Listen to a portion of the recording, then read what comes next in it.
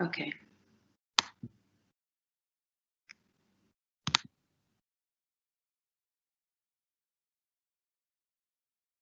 اوكي. السلام عليكم جميعا. معاكم دكتورة ريم البغلي من جامعة الكويت، كلية الهندسة والبترول، قسم هندسة الكمبيوتر. I'm so happy to be here today. اليوم ما شاء الله we already have 137 attendees and it's just like 12:01. So thank you so much for coming today.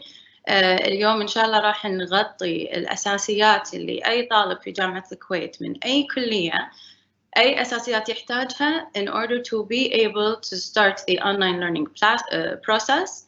Today's session is going to be in English. So we will be covering all the steps that you need in order to understand how to reset your password if that's needed, in order to even find your email. If you don't even know what your email address is, we will cover this today. And then also we will look at how we will be able to access Office 365 and all of its applications that are all available for you guys for free. Also, today with me is Solange Jarjour from Microsoft. So she will be covering the main features and functionalities of Office 365 that you need to know in order to start your online learning journey. So yay. And she will also be looking specifically at Microsoft Teams, as a lot of you might know. We will be looking at the most important features from logging in and to find your class, how to join your class if you need to. We'll go into a little bit more details of how this can be different for some people across classes, and also how to join your lecture, your classroom lecture, how to interact with your professor during the class, and also a little bit more information about your profile and how to have some control over that. So as I said, today's lecture is in English. All of this material will be available later, but please stay tuned and please send us your questions. We will be able to take questions via the chat session, so I'll be looking at that. And we will try to filter out the important questions and try to answer them as much as possible. So the previous session held by Dr. Mohammed Al-Fayrichawi was an amazing amount of interactions. Thank you so much for that as well. Okay, so let's get to it. Yeah, so I will start. Solange, do you want to say hi? Yes, hi, how are you? This is Solange from Microsoft. Thank you, Dr. Reem, and I will be covering whatever Dr. Reem mentioned. Now the mic for you. Thank you. Okay. So because I started with Arabic, allow me to repeat. My name is Reem Albaghli. I'm a faculty member in the College of Engineering and Petroleum from the Department of Computer Engineering. And so now I will start by sharing my presentation.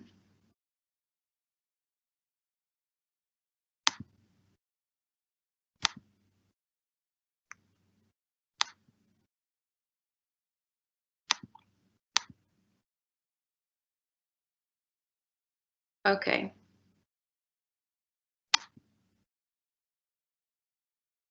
So can everyone see my slides? Solange, can you confirm that? Yes, yes, we can see it. Okay, so I decided to start with this slide given to me from a friend of mine, which is College of Engineering in Shdadia campus. I miss it so much, and I bet everyone else is missing their schools as well. Okay, Bismillah ar-Rahman ar-Rahim. So today we will be covering the KU online learning basics open to the entire university, all colleges, given by myself and Solange Jarjour from Microsoft. So the first step that we will be covering today is the steps that you need for activating your university email for all KU students. So first of all, you need to go to this link.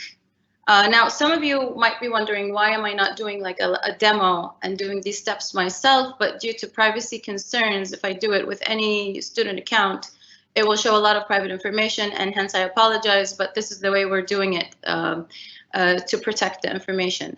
Okay, so this is the link you need to go to, and it is available also on the Kuwait University website. Step number 2, enter your Kuwait University ID. So the university ID, everyone has access to it. Everyone is using it constantly when you're enrolling for your courses and every semester. When you're, it's on your also Kuwait University ID card. So hopefully everyone has access to that number. Otherwise, I don't know how you've been doing all of your work in the past semesters. So you just simply enter your university ID, which everyone almost has for sure. And then after that, the step that comes next is the system will prompt you to, the system will send you an auto-generated email to your personal email using a sender ID. And this email, it will appear that it's coming from service FIM service at ku.edu.kw. So this is important because it is a strange email to your account, it might end up going to your spam or junk mail. So please, please make sure that after you do steps 1 and 2, that if you do not find this activation code in your email, do not just ignore the spam and junk. Make sure you look for it there as well. Another common mistake that happens is that people will look at the number and then try to type it themselves. So this is a problem that will hinder this process. Make sure you try, it's much preferred to copy the code and then paste it where the security code is prompted on your screen, on your browser, I mean. And also another thing, make sure that the number is typed in the English numbers. Otherwise, it won't work. So it has to be in English. It has to be accurate. So it's much preferred to copy and paste. And if you don't find the email, go and try to find it in your spam and junk mail. Okay. So once you have that security code successfully plugged in, you will be prompted with this screen. This screen will enable you to reset a new password, and there are so many restrictions and rules. Well, they're not so many, but there's so many mistakes that can happen here. Let's put it that way, okay?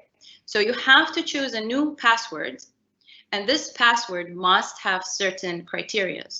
And a lot of the times people are doing these small mistakes that would drive everyone crazy. So please, please, please pay attention. First of all, the password must be in English. Do not mix the Arabic and English characters at all. It is all in English. That's 1. 2, it must have a combination of numbers and letters, right? So the letters also must have at least 1 letter as a capital and must have at least 1 letter as a small letter. So we need to have a bunch of numbers and characters or letters, and the letters, they must have at least 1 small letter and at least 1 capital letter in that combination. Okay, it also must be a minimum of 8 characters. So the total of the password must be 8 characters or placeholders. That would be numbers and letters. Okay. Password should not match your university ID. So here we have a couple of things that sometimes students fall into. They would tell me like, oh, well, we do have 8 characters, and it is a combination of a capital, small letter, and a bunch of numbers, but it cannot contain anything identifying or anything that is so easily identifying. So in terms of passwords, and please pay attention, because this must hold even for any password you do, even when you're, using online banking for the first time. Do not include your name in the password in any way or form. Do not include your first name. Do not include your last name. Do not include your birth date. Do not include your university ID. Do not include, I'm sorry to sound repetitive, famous words like Kuwait, okay? This will not allow you to go in, and it will give you an error message, and you will feel that you're like going crazy because you're following these rules and you're abiding by them, but it's still not accepting the password and it's giving you an error. So again, no names, and also no phone numbers. Do not plug in your phone numbers as a part of your password, okay? The phone number thing, I don't think it's a restriction here, but it's also a very important thing to think of when you're creating a password for any important place that you're working with, okay? And this is you're studying, this is your, you know, educational future. You don't want people messing in with what courses you're enrolled in or having access to your grades or private information. This is serious, so please take it seriously, okay? So hopefully that will cover the passwords criterias. Step 5, after your new password is successfully reset, you will see the following window, and note your new password can be used, as I just mentioned, to access all electronic services provided by Kuwait University, such as the student portal system and the Office 365, Blackboard, and others. So Kuwait University has all of these services, all of these systems that hold really important information for you, or expensive services that are paid for by Kuwait University to help all their faculty and students. Do not take this lightly. Through this username and this password, just the same username and password, you can go in Office 365, the Kuwait University portal system, and then the Blackboard system, okay? So that's a lot of money, a lot of services, a lot of really important information about you, okay? So please protect it. Please be very meticulous about this. And then with no time, you'll get used to it. It won't feel as daunting, okay? Okay, so now we're done with that. The second thing that we will be covering today is steps for getting access to the Kuwait University students' university email.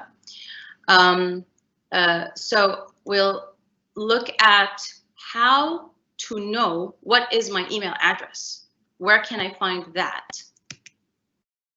Okay, Dr. Reem, we had one question for you. They are asking whether they can use symbols for the password. Avoid using symbols for the password. Okay. Yeah. It can, you know, it can take some symbols, like the dot, for example. But you can use the dot if you want to, but just avoid, because not all the symbols, and I'm sorry, I didn't put them up like all the symbols that are accepted or not accepted, but I do know for sure that the dot is fine.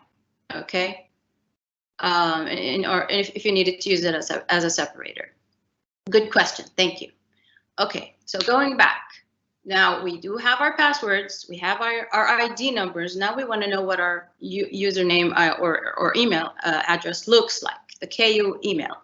And the KU email is the only way that you can log in and enter to your Office 365 full suite. You know, it has tons of applications that you can use. So step number 1, you go and you visit the SIS, or the Student Information System, and you use your student ID, so the same one we talked about previously, and then your new password that we just created together, hopefully. So the email address to go and do this is portal.ku.edu.kw/SIS. Okay, and this is what the screen looks like. Now I know for sure most of the students are familiar with this, because if you aren't, you were not able to enroll in any classes in the university. And all the Kuwait University students who are active students, at least for this past spring semester 19 and 2020, and that means you were all able to come in here and enroll in your classes, right? So you get your student ID, you plug that in your username, and then you plug in the password that we just worked on, okay? Then you go to find your university email ID by going on the top. You can see these tabs on the top. You click on the My Profile tab, right? And then you click on the submenu where it says My Personal Information. Okay? If I'm going too fast, please let me know. Or if you want me to repeat any. We had two questions over here. One is that these steps are for both the students and teachers or only for students? I'm focusing on students right now, but the steps for the teachers are very similar. But we wouldn't enter the student ID. It would be something else. It's called an employee ID. But yes, they're very similar. Okay. Another question is that someone tried to follow your step, but they weren't able to access the online training portal. It says user is deactivated.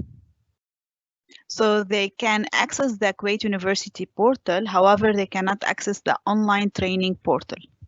I'm not sure. Online training portal? Yeah. Does it mean Office 365 or? Maybe. It says user is deactivated. Okay, so let him send his email or phone number and just try to keep it somewhere on the side. I will contact him personally afterwards. Okay. So yeah, we are here to help you guys, and we're all going to be doing this together, so don't worry. Okay, so after logging in, as I said, go all the way to the top to the tab that says My Profile, and then click on My Personal Information. And then you will be able to see something similar to this picture, which is your university email ID. It will appear highlighted as shown in the green oval, okay? So it would be something yada yada at eng.ku.edu.kw, depending on which college you are coming from, okay?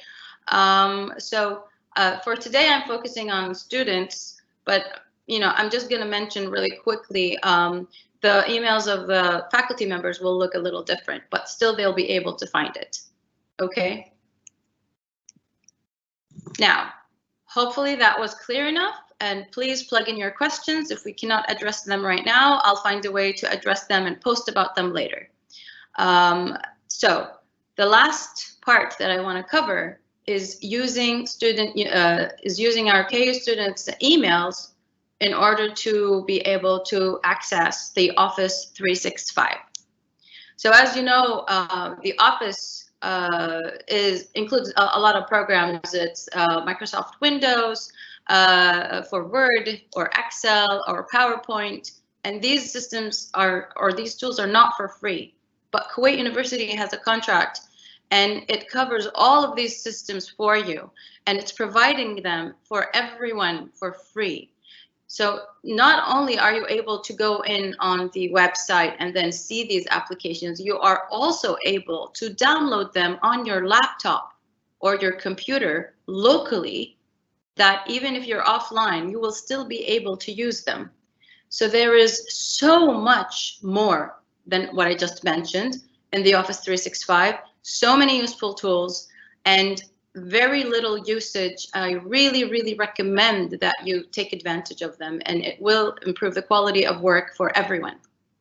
So let's start. You are supposed to go to this link. So it's 365.ku.edu.kw. Okay. Now, these steps are going to be similar for everyone, but then the following step will be something that will happen to first-time users of Office 365. So naturally, it'll ask you to log in.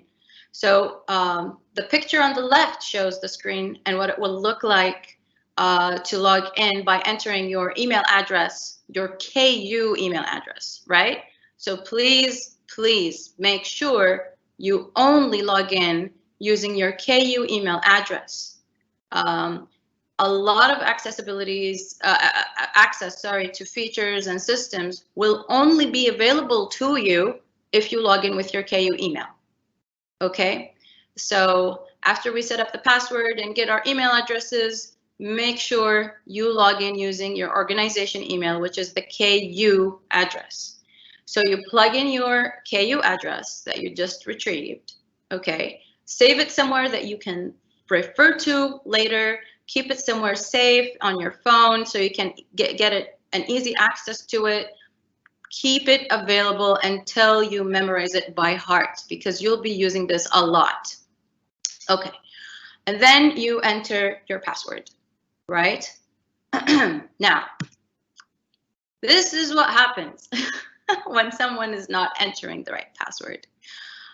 So again, make sure, so I know some people who had their password working for them for entering the system to enroll for classes, and they really knew their password well. But when they came in here and they were trying to log in, it gave them an error, even though they knew exactly that they were entering the correct password. And it drove us crazy. It took us a while to figure out what was wrong. And it turns out the name was included in the password. Office 365 does not allow this. So this is a common mistake. A lot of you guys are doing this because sometimes it's easy to remember the password of if something familiar was in my password. Trust me, it only sounds a little bit difficult and daunting in the beginning. You'll get used to it, you'll be fine. And this is a very healthy habit to build, because similarly, you need to do this for anything important like online banking, as I mentioned, or civil IDs or whatever, right? So another common mistake is that, for example, you have your caps lock button on your keyboard, it would be on. And you would be messing up what's capital and what's small letter, and you wouldn't notice this because the caps lock is on. So these little mistakes can drive you crazy. Be patient, and then you'll get the hang of it. And just in no time, you'll be typing in your password super fast without even looking at the keyboard, and it will be all perfectly right. So just be patient, and you will get there. We will get there. Okay. Now, this is the step I was mentioning that will happen for first-time users who are entering Office 365 for the first time. First-time users, it will take you to your Outlook. Outlook is the system that helps you get access to your email. So as I said, Office 365 has a lot of programs. One of them is called Outlook, and Outlook is what you use to check your email, your KU email, okay?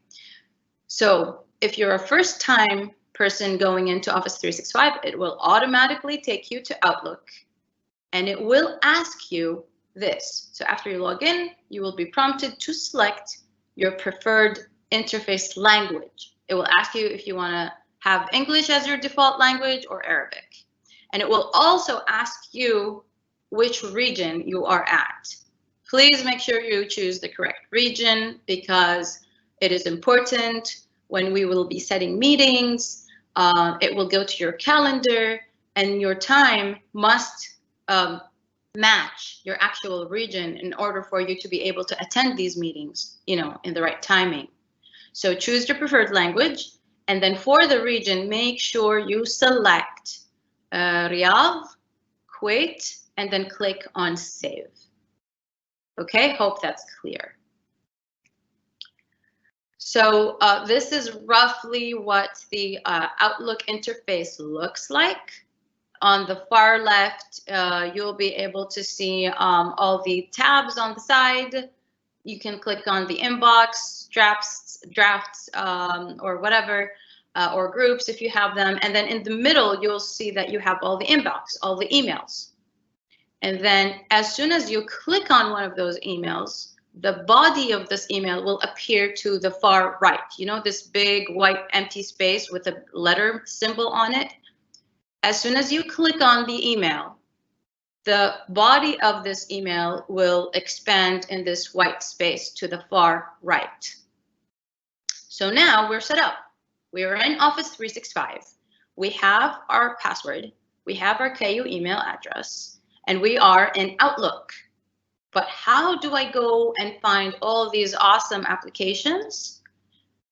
You go to that little symbol on the far left, you can see this is, I'm going to be switching back and forth. So here it looks like a blue square that has these little 9 squares, white squares. And here it looks a little different. This is a screenshot that I took of my own email.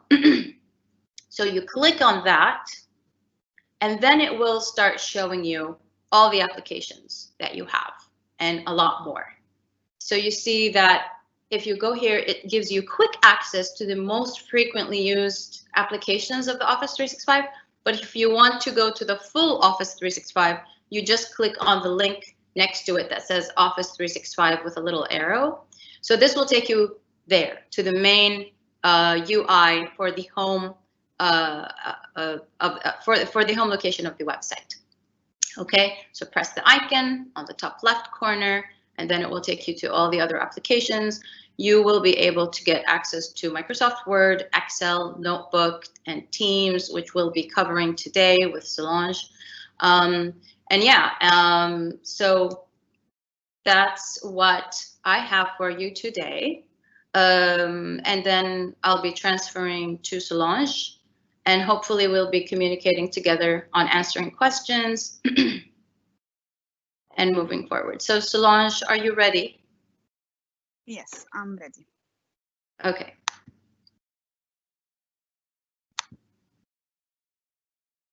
Okay, so can you see my screen now? Yes, no, just a second.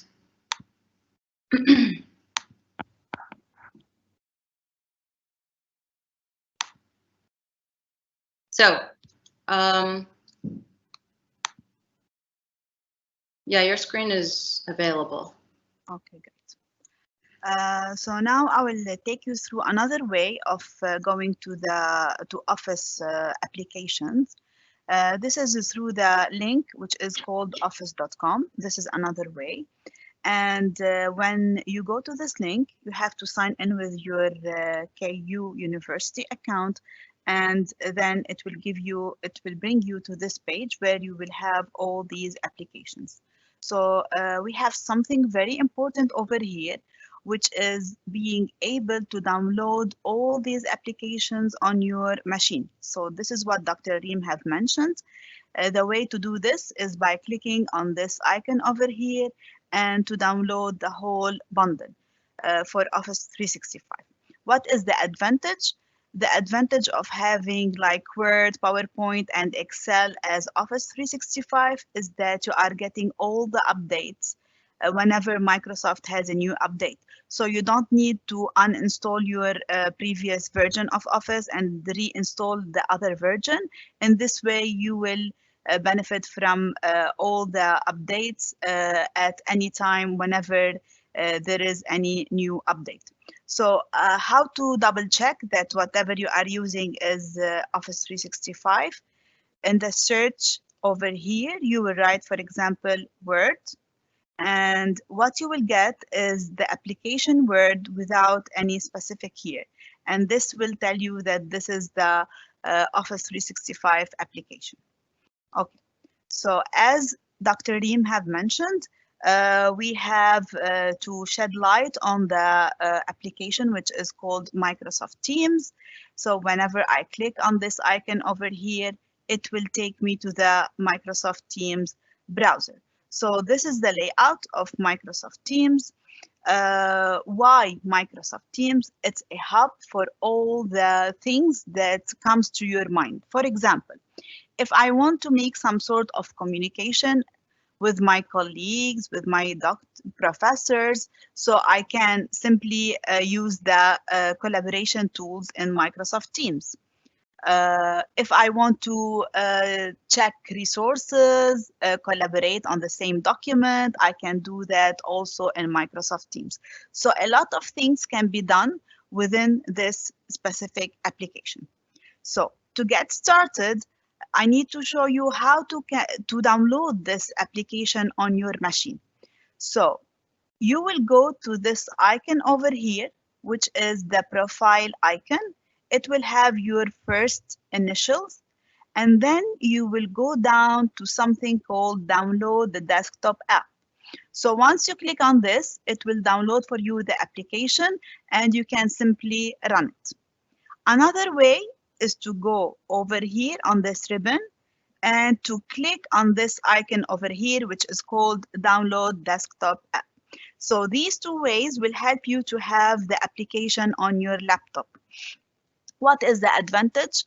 It will run faster for you, and you will have more accessibility to more features, specifically when you are in a meeting with your professors. So I really recommend that you download this application on your machine. Now let's can you show how they can download any other application on their machine? Yeah, we mentioned this. Word and Excel. Okay. So from office.com, you will go to this tab over here, which is called Install Office. You will click like this, and you will click on this one over here, which is Office 365. And as you can see, this will download for you the Word, Excel, PowerPoint, OneDrive, even Microsoft Teams. Okay, but you need to uninstall the previous versions in order for these applications to work. And also you need to sign in with your KU account. Okay, so these are two important things. Any other questions before we start? Someone is asking if this session is for online classes or registration from Kuwait University. So it's both. We're covering both: how to deal with the Kuwait University portal, and then also how to be able to access your classes. Okay, go ahead. Okay, great. So now what we will do is that we will join a class, which is an online classroom or a virtual classroom through two methods. So we have the first method, which is a code, and the other method, which is a link. So expect that your professors can send you a code like this and will tell you, use this code to join my online classroom. So what you will be doing, you will take a copy of this code, you will go to Microsoft Teams, you will press on this icon over here. This is the first icon on your bar. It's called Teams. And then you will go here where it says join a team with the code, and you will enter the code. Let me do it one more time. So I will go to the code, I will copy the code, I will go to Microsoft Teams on the icon which is Teams, and I will enter my code. Now I have to press on join a team, and in this way I'm already within the team that the professor gave me the code of, which is in this case student demo. So this is the first method. Method number two is that the professor will send you a link to join his team. So I will take a copy of this link and I will go to the browser, open a new tab, and paste that link. Now, here it will tell me several things, and sometimes you get confused. So it is asking you whether you need to open the application or you need to have it online. So I will cancel this one as of now, and I will use the web app instead. But if you have the Teams installed on your machine, it's better to use the application on your laptop. Okay.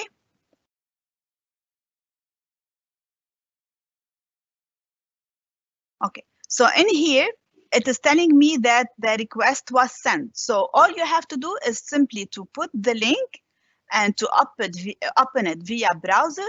And sometimes it will ask you to enter your username and password if you are not on the browser itself.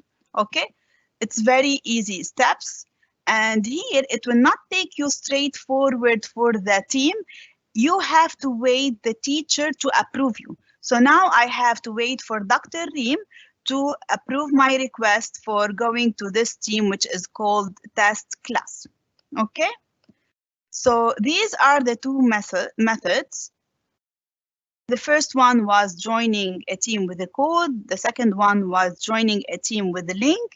The third way is that you might have the teams already added for you. How that will happen?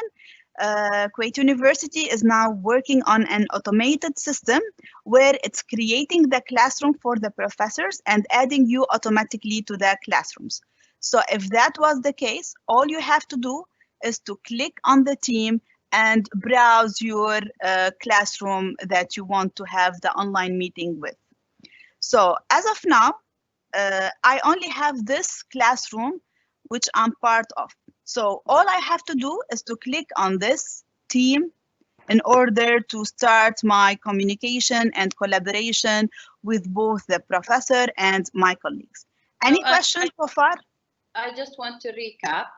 So basically, Solange just covered several ways to go in my team. When we say team, we actually mean a class or a course, okay? When we call it team, it actually means your class. So there are several ways to do it. The easiest way is that you won't need to do anything. All you need to do is log in to MS Teams, and then you will find your classes there. In other words, you will find your teams. So if you have registered for 3 classes, you will see 3 teams with 3 different names. And you will be registered, you will already be there, and inshallah this will happen. But there are also other ways to join the team or your class. And one way is you go to your email, you will find an email from your professor, and it will have either a button, you just click on it, you will go in the team, or the email will have a link, you click on the link and it will take you to the team, or you will get a code, a number.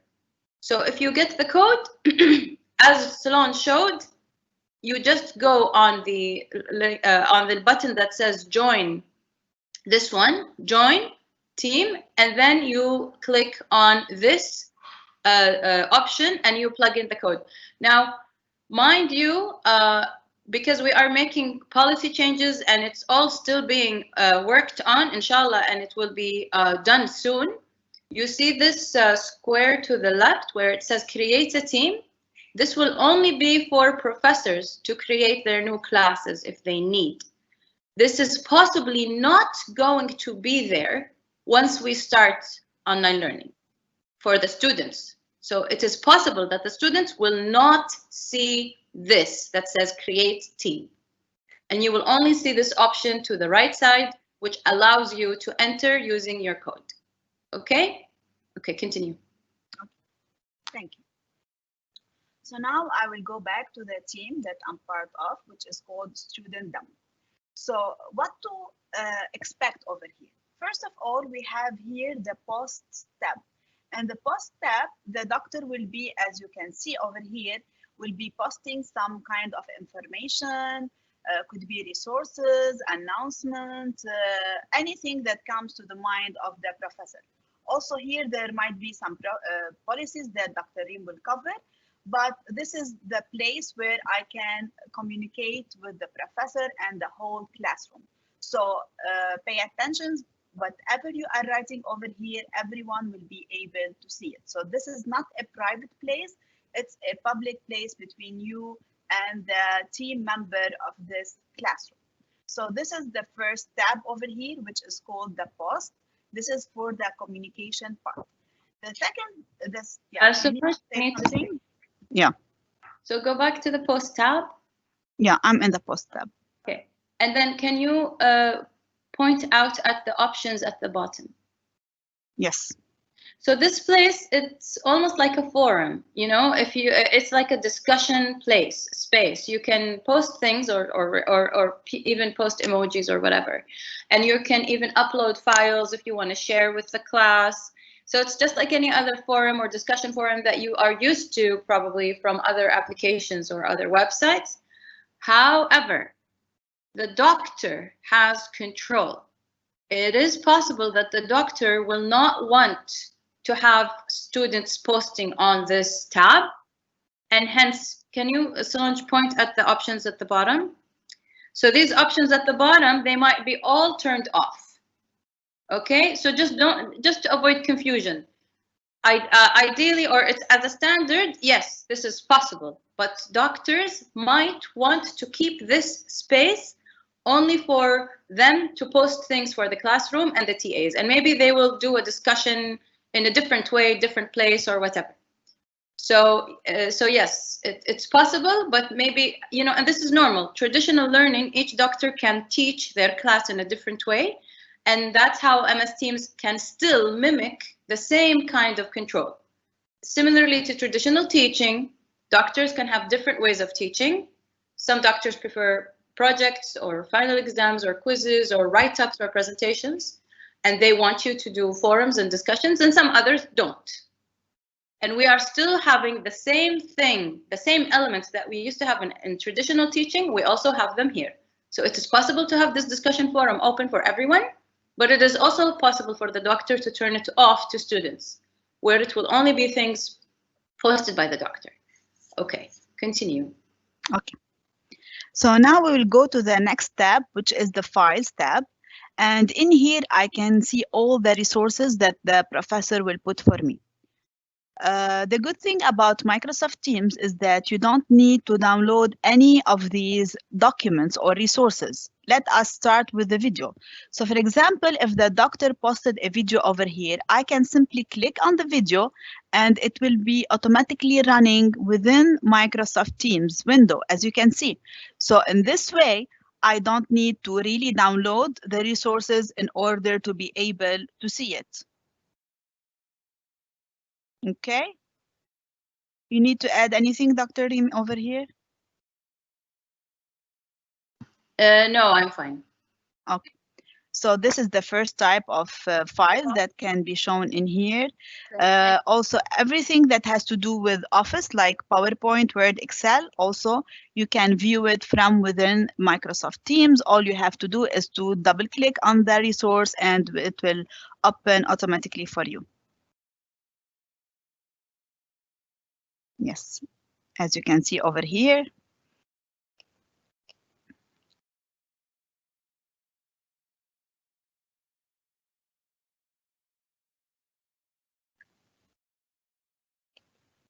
Okay, whenever you finish from any document, all you have to do is to click on this icon over here, which is saying close.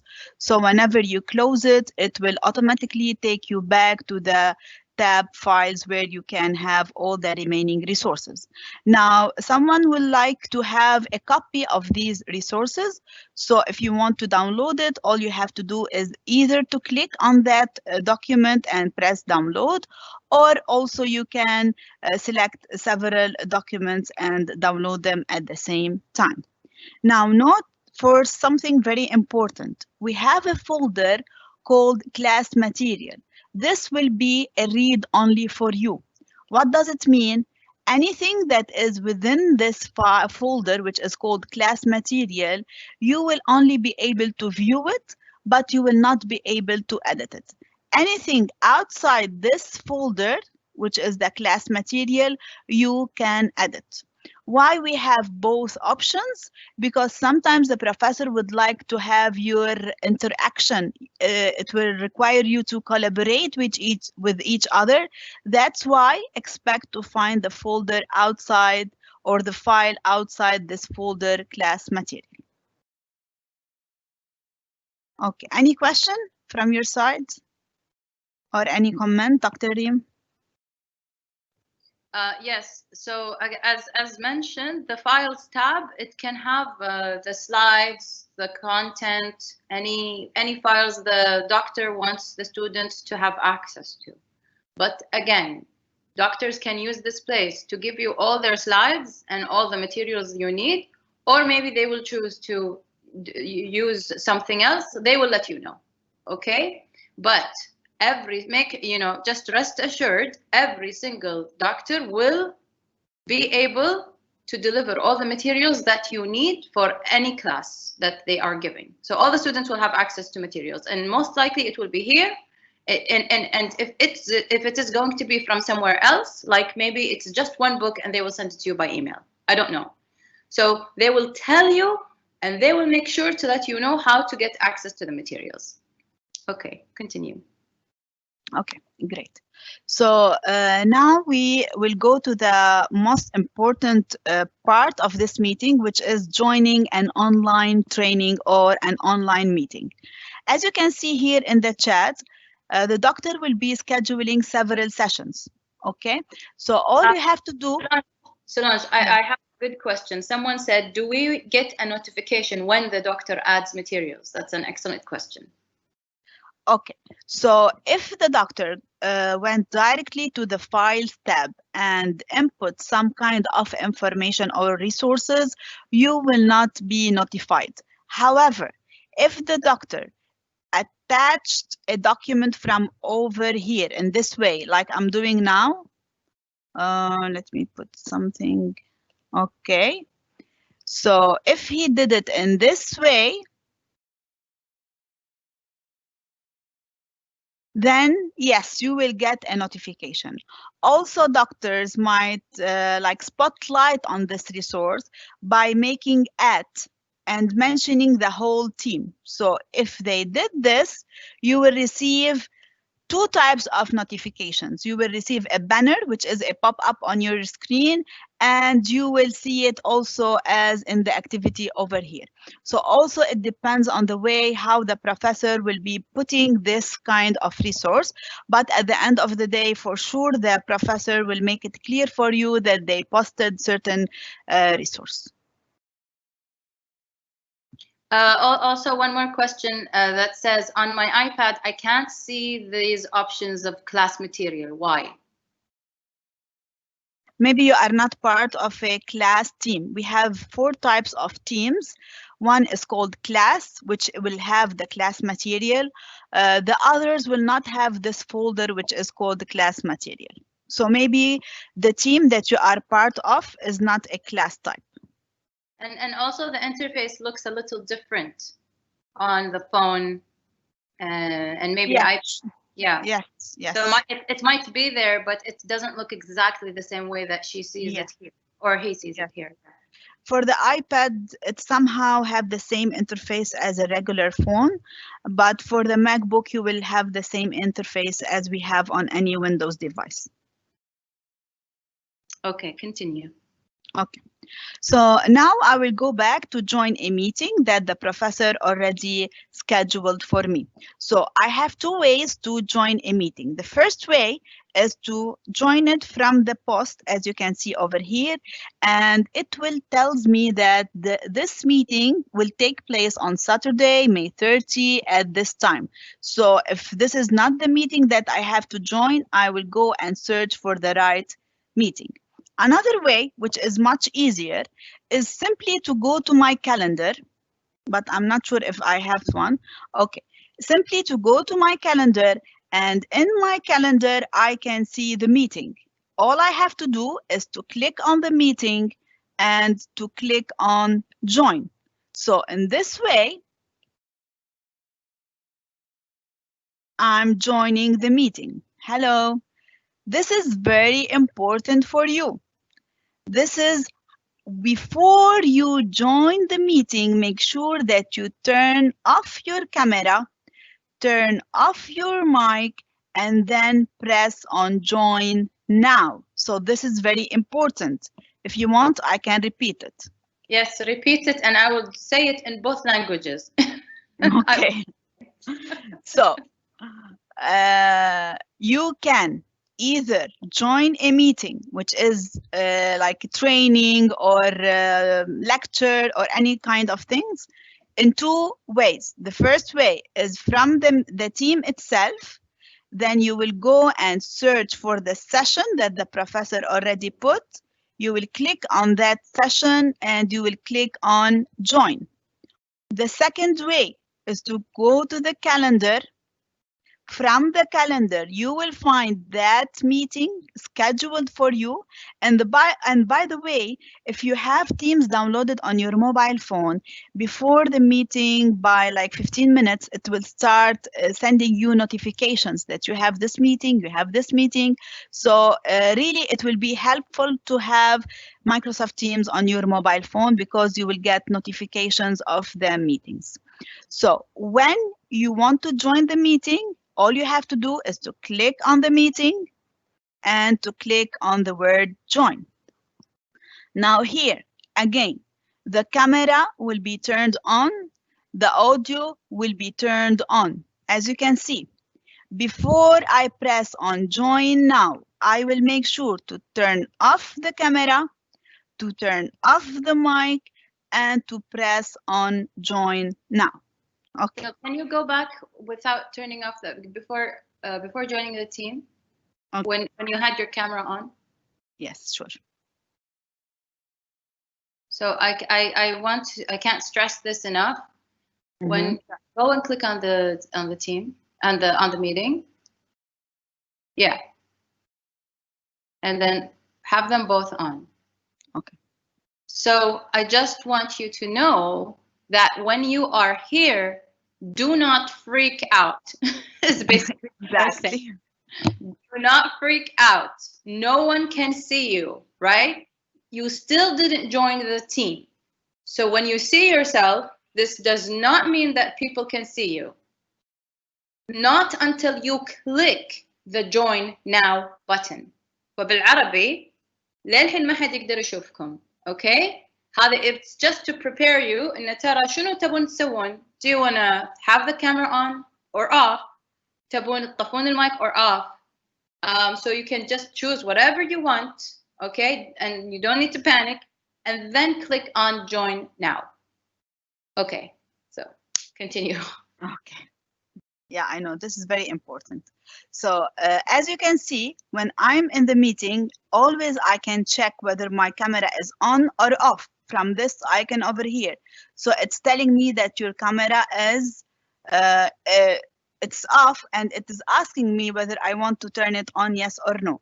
And the mic also, it will tell me that I'm muted if I want to unmute myself. So let's say that this ribbon is not there. I will ignore it for a little bit. How to get that ribbon? Like this. So all I have to see, all I can see now is a black screen. How to control the things in the meeting? Simply move your mouse. Simply move it anywhere, and you will have this ribbon appears down. Okay? Now, what I will benefit from this ribbon? Number one, raise your hand. So as Dr. Reem mentioned, some professor would like to have everyone muted, so they will mute everyone. In order to ask a question or to give any comment or answer a question, then you can use this icon over here, which is raise your hand. Now, for the professor and for everyone in the classroom, this list will appear over here, and the persons who raise their hand first will have their name listed as the first person. So in this way, the professor can go by turn of who raised his hand first. So this is very important. Now, if the professor said, Dalal, go ahead and ask your question, how you will unmute yourself? You will like move your mouse and go to the mic and press on it. Now you can speak. When you finish, then also you will click on the mic and you unmute, you mute yourself. Okay, this is clear for you? Any questions? Great. Yeah, I think, okay, wait a minute. I'm looking at the questions. From the calendar side, do I have the meeting automatically scheduled? Inshallah. Yes. Yes. Okay. Okay. So now, if I don't want to speak, I just need to have a question, text question. So how can I do that? Next to the raising hand icon, I have this icon over here, which is the chat.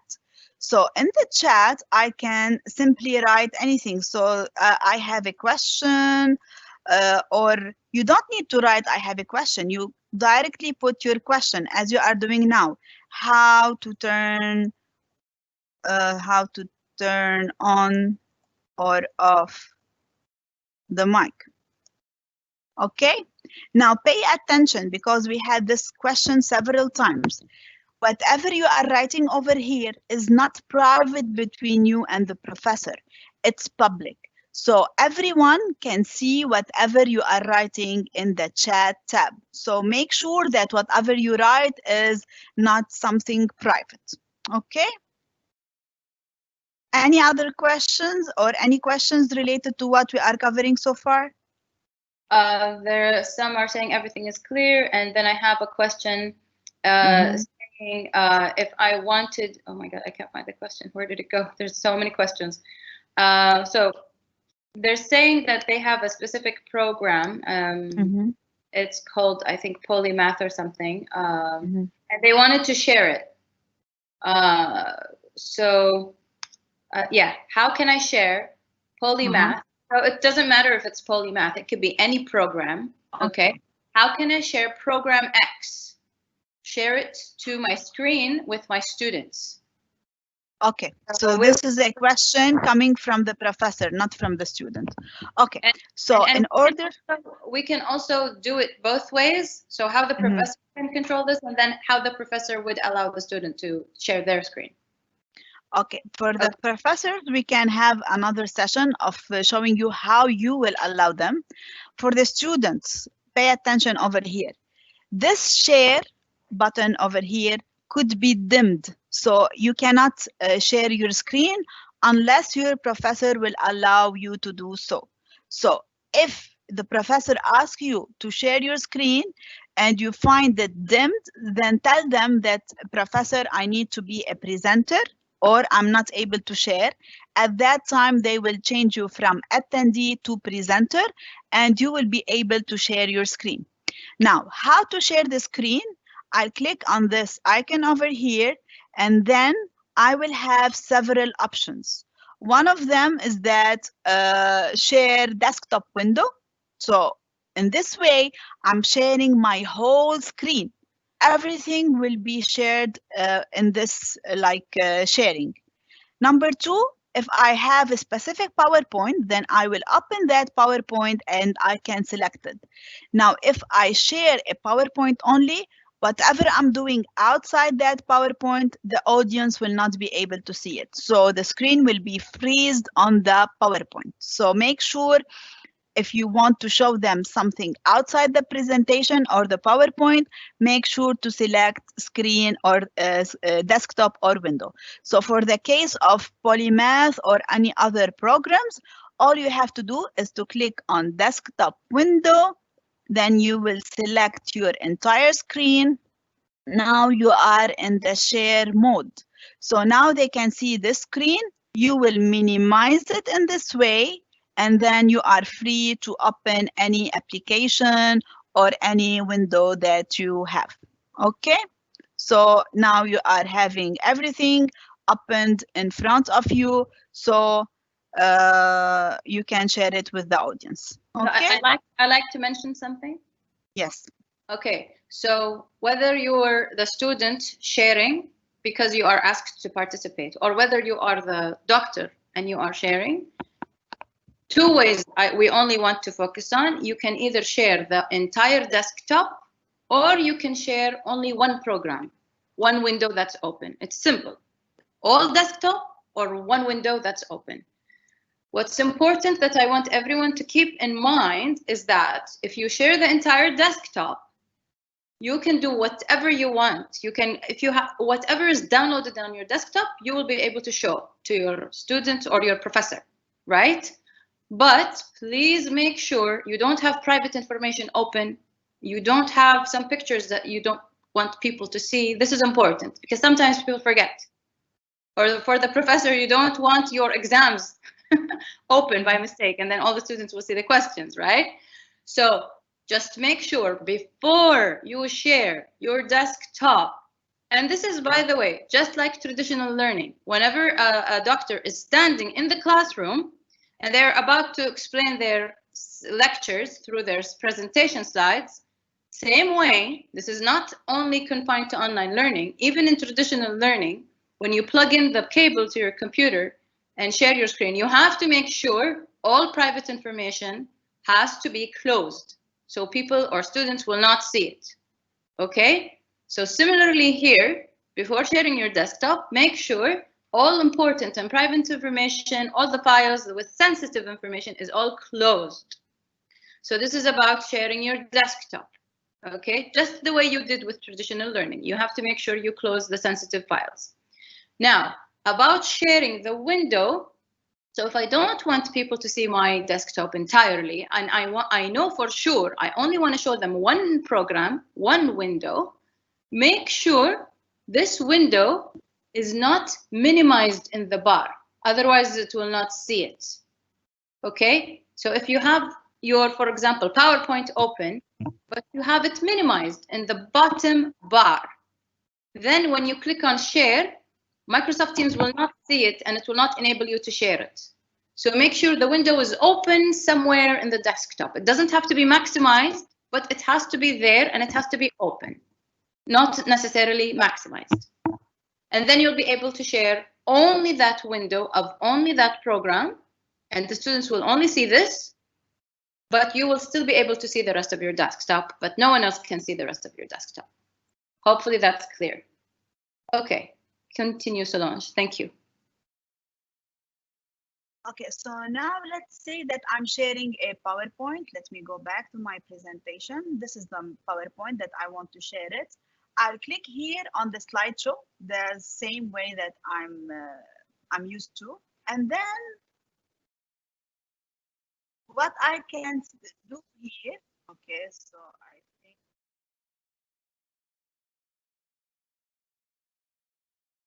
okay. So let's say that I, as a student, I want to show something on this presentation. I can hover over this icon over here. It's like a pen. And I can have some tools. For example, a laser pointer where I can use it to shed light on a specific information that I'm covering. Or also a pen where I can take it and write, for example, something like here, red, blue, whatever comes to my mind. I made a mistake, it's all right. I can go back to the pen, take the eraser and erase the mistake. So this is very nice way of using the sharing screen with the power of PowerPoint. Specifically Office 365, you will not find this pen, which is over here in the previous versions of Microsoft PowerPoint. You will only find it in Office 365. So once you are you finished, you can go here to the three dots and you can press on End Show if you don't want to cover the remaining presentations. And here it will ask you whether you want to keep these annotations or you want to discard them. So for example, now I want to keep it because this is very important and I want to share it later on with my professor. Once I finish from my part as a student, I can simply click on Stop Sharing. In this way, I'm stopping the sharing of my screen in this call. Okay, any questions so far? Reem? Yeah, hello. Yeah, I'm here. They're asking questions about Outlook, so just continue. If I find something, I'll let you know. Okay, great. So now also the professor would like to record the session so that it will be available for you later on. How can I know that this session is recorded, yes or no?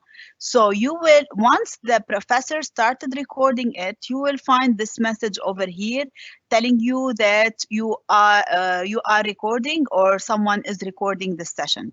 Now to make sure who is recording the session, you will go down on this icon over here and it will tell you the name of the person who started recording the session. The good thing about it is that even if a student recorded the session, it will be available for everyone in this meeting or in this team. So everyone who is part of this classroom will be able to see that recording. Now, are you allowed to record? This is also another thing that has to do with policies, and Dr. Reem can cover this part, but I think professors will be able to also dim that part for you. So you will not be able to see either start recording or stop recording. It will be dimmed for you if the professor selected to have this option like closed for you. Okay? Okay. Anything on the meeting itself before I close it? So yeah, I just wanted people to know that once a session is being recorded, you will all get this notification on the top. Can you point at it? Yes. This one. Yeah. And also, everyone can turn off their cameras. You are not required to have your cameras on when you attend your class, but if you wish to have the camera on, that is completely fine. But you have to make sure that everything is proper and ready for being on the camera. Also, an important point, if the connection of the internet is getting a little bit slower, it is better for you to turn off the camera because it will probably be the reason why it's affecting the internet. Okay? So usually what I prefer is when I want to speak, because I like people to see my face. I think communication, it's important to see each other. So when it's possible and if I'm ready, I will prefer to talk and let people see my face. So I would turn off the camera, but then when I finish talking, I would turn off the camera and mute myself. And this is something Solange already covered, but I will repeat it. Make sure, common practice, when you enter a class lecture, all students, it's much better for you to always be mute unless you want to speak. So a common mistake that's happening is when you want to speak, you forget that you are muted. And so a lot of the times, and this is happening across the world, but I think it's definitely going to be a new habit, and we'll get used to it really soon. Once you want to speak, make sure you unmute yourself, just like Solange will be doing right now. So just unmute it, and then they will be able to hear you. But then as soon as you're done with your point, mute again. And why do we do this? Because it's a big number of people in one lecture, in one meeting. And sometimes I'm drinking water or I open a drawer and then I'm making noise and everyone will hear this noise and it will interrupt whoever is talking. And it will make noise sometimes. So it's much better to have a common practice that everyone is mute, but whenever you want to talk, unmute. And of course, you can use the raise hand feature in order to be able to talk to the professor as well, to let them know that you need to talk if so many people want to talk. Okay, thank you, Solange. Continue. Okay. So now that we finished from the meeting, we can click here on hang up and leave this meeting. Okay. So the most important question over here is that where shall I get the recording of the session? Now, since we recorded, we will give it some time and the video will be available here below the meeting. So this meeting happened on June 1. The recording session will be underneath. Let me show you another one, which we did it previously. So I will go up and show you how it will look like to have a recorded session. We have a lot of conversation over here. That's why also we will have another way to find the recorded session. So this is the first way where I'm going in the posts, as you can see. So this is one of the meetings that were recorded previously. All I have to do is to click on that video and automatically it will be running from within Teams. Also, no need to download, no need to do anything. Everything will be automated for you. So all you need is a good internet connection and the video will be playing for you. So you can go back and forth anytime to watch the lecture that maybe you missed or maybe you needed for a revision for the exam. Okay, we are just waiting some couple of minutes in order to be loading.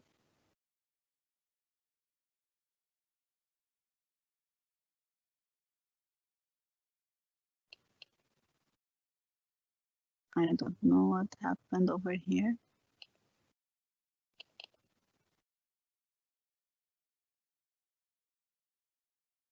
Okay. So as I mentioned, you need a good internet connection, and as you can see, you can watch the whole video. Okay, so this is the first way where I am going and searching from the post for the recorded session. The second way, which is much easier for you, is to go to the 9 dots over here. When you click on the 9 dots, click on Office 365 and then search for Stream. So Stream is similar to a YouTube. However, this is private only for you in the organization. So only people with KU account will be able to log into Microsoft Stream. So even if I was part of this meeting, which I'm a guest outside Kuwait University, and you recorded the session, I will not be able to see it. So this is for your privacy. Now, how to go to all the recorded session for this specific classroom? I will click on my content and I will search for something called groups. In the groups, I will see here all the teams. So if I'm part of Algebra 1, I'm part of business, engineering, I will see all the teams that I'm part of. So all I have to do is to select the team that I'm part of. And as you can see, all the recorded session will be available for you. So either if you recorded it or if the professor recorded it, everything will be available for you. This will be easier if you want to revise for the final exam, so you can rewatch the lectures one more time. Okay, any questions so far? Yes. So about the recorded lectures, again, I just want to repeat 2 ways to see them. You'll find them on the post tab in the MS Teams, or you will be able, right here, it will be there amongst all the other announcements and notifications, so it will always be there. Or you just go to Office 365 and then go to MS Streams, and you find your, go to MS Streams, and there you just find your class, click on it, and then it will take you to the list of all the videos, and they will all be labeled under the dates that they were broadcasted, okay, or recorded. And so this is an awesome feature that we are going to be getting from online learning, because before, if you were absent from the class for whatever reason, there is no way for you to be able to see the lecture again. So this is a great benefit that we will be getting, that for some reason, if you didn't attend, you'll still be able to see the lecture later. And also something that wasn't available before is that if you did attend all the lectures and before the final or midterm exam, you wanted to revise something, you'll be able to go back and see what was explained on a specific chapter that you're confused about, for example.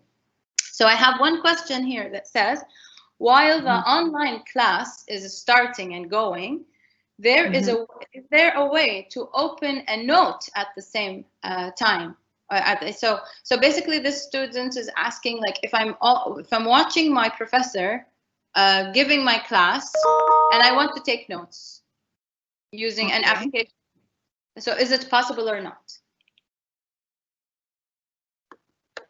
Yes. So while the session is there, you can simply minimize it. So this is the session. I simply can minimize it this way, and I can take notes or do whatever I need. So you can hear it, you can check it. So this is a very nice way to do it. Also, they can either minimize and they will hear the doctor and then use another application, or they can divide the screen. You can open 2 programs right next to each other, split your screen in half. One half would be your program that you will be using for taking your notes, and then the other half will be MS Teams. Yes. Okay. Great question. Thank you. Keep going, Solange. Okay. So this is all for the recording. I will close this tab over here, and we will go back to the Microsoft Teams layout. So One thing here I want to add is that probably some of you are more familiar with other languages, not the English language, and you need the whole layout to be in that specific language. That can be done in Microsoft Teams. How we can do this? We can click on the icon over here, which is the profile icon, and then I click on Settings. Under the word settings, you will go to the language and you can select your the language that you need, and we support up to 66 languages. So the whole layout will be changed to the language that you specified. So this is also very important. Another important thing is the notification, because you asked about the notifications. So in Microsoft Teams, we have 3 types of notifications. We have the banner. Banner is like a pop-up that comes on your screen. We have the feed, which is this bell over here, where all the notifications will come to the activity bell, similar to Twitter and Facebook. So you can click on that activity bell and check what is happening in this Microsoft Teams. And finally, we have an email notification. Now, what is an email notification? An email notification will be sent to you if you missed an activity. What does it mean? It means if, for example, the professor is trying to share with you a content, someone is trying to speak with you in private, anything that has to do with communication and collaboration, if you didn't click on that page and read it, then it will be collected. All those notifications will be collected in one email. Now, the important question here, when shall I receive that email? You can specify this. So if you go here to Other, under the Missed Activity Emails, you can select the timing of the email. So it could be as soon as possible, and this is as soon as there is a new notification, you will receive an email. I really don't recommend this because your email will be overwhelmed. It could be once every 1 hour. This is nice. Or once every 8 hours, it means for the whole day. Or simply, if you are bothered from the emails, you can turn it off and you will not receive any email notification. Also, for each activity, I can select the type of notification. For example, personal mentions means someone is mentioning me, similar to a WhatsApp chat. So they will write, for example, at Solange means they need something urgent from me. So for that, I need a very high level of notification. So I would like to go for banner and email. However, channel mention, maybe this is something that they are mentioning everyone in the channel. So here, I really don't see it as very much important. I can either put it as off or put it as show only in a feed, which is the bell over here. I don't recommend to put it off. If you don't want to receive a lot of notification, simply keep it as only show in the feed. So you will be able to be on top of whatever happening in Microsoft Teams, specifically when you are now going to be virtually online. So a lot of professors might be reaching out to you and you need to be alerted. Okay? Any question on this part? No, I'm not getting any questions about that. But someone asked, how can I chat and how can I ask the doctor questions during the lecture? Okay, so as we mentioned, it is either in the chat where everyone can see it, or either in this chat, which is inside Microsoft Teams, within that team that you are part of. Again, everyone will see it. If I want to make it private, I will go and search for this icon over here, which is called chat. So once I click on this chat, I will go to the pen over here to make a new chat.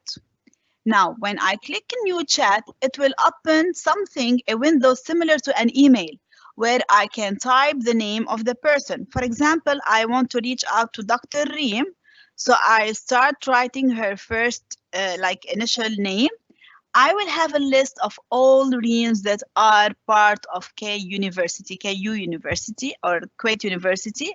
So I can select the person that I need to chat with and I will click on enter.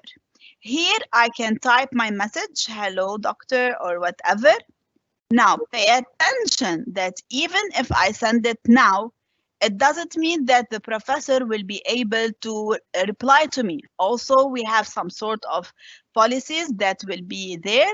The policy is not to disallow you from this kind of communication. However, maybe they will set like office hours where the doctor will go over all the chats and will reply during those office hours. But this is a very nice way in order to send a message for the professor and here be professional and send very important messages, because at the end of the day, these are doctors that are teaching more than one classroom. Okay. Can I say something? Yeah. So so about office hours. Okay, this is possible to have office hours through this chat where Solange has showed you. So it also will depend on the doctor. If the doctor wants to do the office hours in this chat, it's fine. Maybe another doctor will make a meeting for the office hours. Yeah. But yes, it's here. But not everyone wants to join. It's fine. It's just like normal office hours. You know, the doctor sometimes sits the entire office hours and no one comes to see him, and sometimes some students come. So maybe the office hours will be through chat, or maybe the doctor will be sitting in a meeting during the office hours and students can come and ask him questions or not. So it will depend on the doctor, okay? But the student was asking during the class lecture in the meeting. So can you just show her for the chat how to reach it? Yes. So I will go and join this meeting, for example.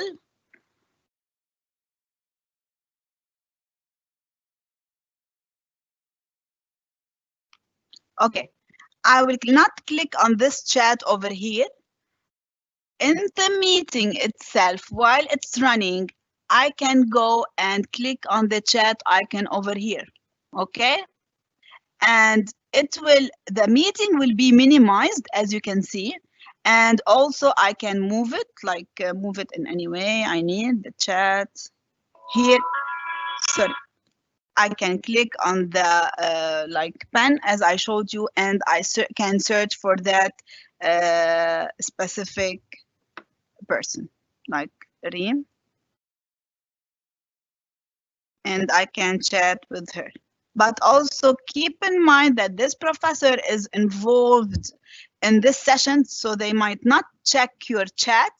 So expect how they can chat in the class, where, you know, right here, this one, in the next to the camera icons. And yes, here. Yeah, this if one. If you want to communicate and ask us a question, just like you were in a real classroom where you ask a question and everyone can see it, you do it here. Yes. You just click on this button, it will open this chat bar, and then you can just click your question, and it will be exactly like you are in the real classroom, and you'll raise your hand and you ask the question and everyone can hear you, including the professor.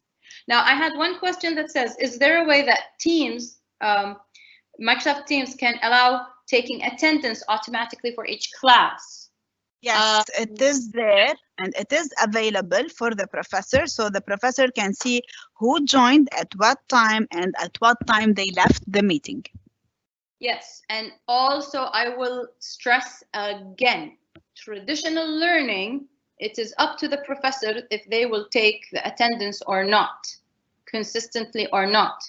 You know, before Corona, this was something completely personal based on the professor's preference. And usually each doctor will tell their students whether he will, what's his absence and attendance policy.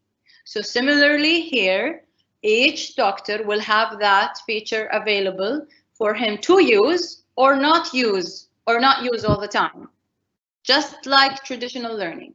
So the feature is available, professors can take the attendance, but just like former learning, traditional learning, it is up to the doctor and he will explain his policy to the class. Okay. Yes. So as you can see, as a professor, he can click on this icon over here. He can download the Excel sheet that will tells him at what time each and every student joined the meeting. Okay. Okay. From my side, all the objectives of this meeting is covered. If you have any question, just let me know.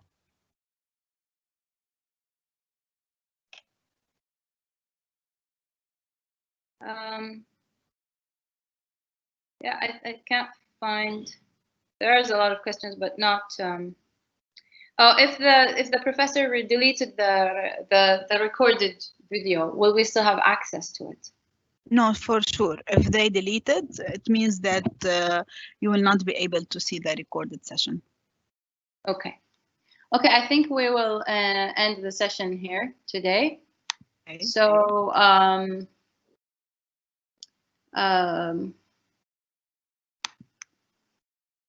are you still having your screen? No, I stopped sharing my screen, so you have to select your camera, I think. Sure, sure. Okay. So can you see me now? Solange, can you see me? Yes, I can see you. Okay. Okay. So today this will be the ending of this session. I was really, really happy to be part of this. Thank you so much for coming. Thank you, Solange, so much for a great session. So please, we will keep looking at your questions. If we find something important, we will be posting about it. And we will, inshallah, have another session next Monday, okay? Same time, and the link will be posted the same way you got the links today. It will be posted before the session, at least 1 or 2 days before that. It will be the same time, 12 to 1. It will also be in Arabic. And it will be a repeat of this, but we will also be trying to cover how to access these features from a phone. Okay, so the same content, but the interface will look different. Okay, so it will be in Arabic, and it will be covering how the interface will look like from a phone. Okay, so thank you so much for coming, and see you next Monday. Thank you, Solange. Thank you, everyone. Welcome, dear.